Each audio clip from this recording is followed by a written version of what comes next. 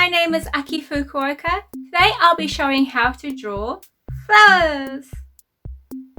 Get your pencil and paper and let's get drawing. First, I'll start off with a very simple flower.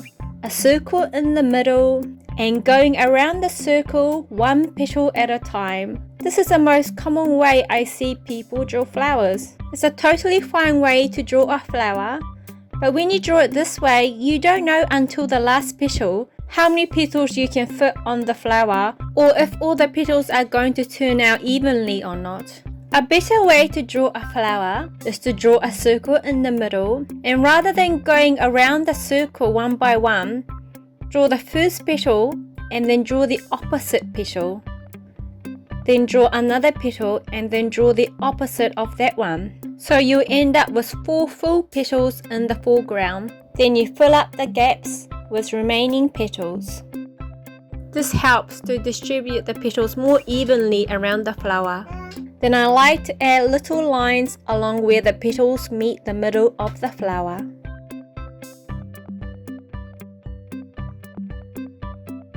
Let's try another one. Again, we'll start with a circle in the middle. Let's try a slightly bigger one this time.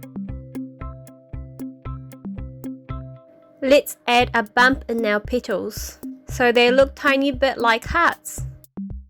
And like the previous flower, let's draw one petal and then the opposite one, and draw another petal and draw the opposite of that one. Once we've drawn the first 4 petals, we fill the gaps with the remaining ones. Then we finish off by adding little lines along where the petals meet the middle.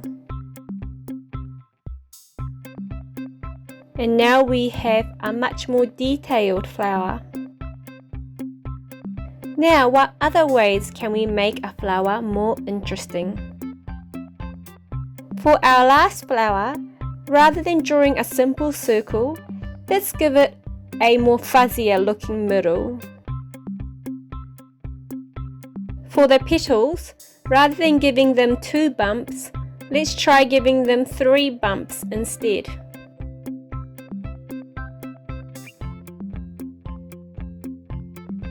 One, 2, 3 bumps, like a wave.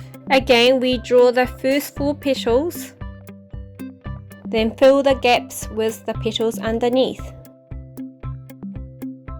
Since these petals ended up being slightly wider than the previous flowers, I'm drawing 3 little lines where the petals meet the middle.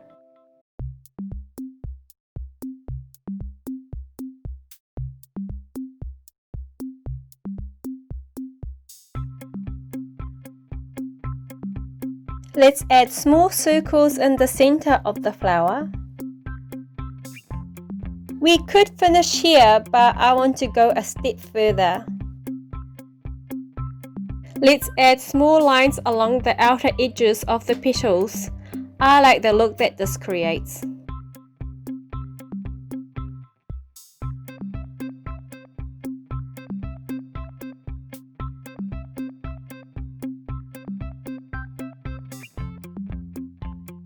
And there you go, we have completed 4 different looking flowers. I personally don't think there's any right or wrong way to draw flowers, or anything in that fact, but I think it's just fun to learn different ways to draw them. I hope you had fun.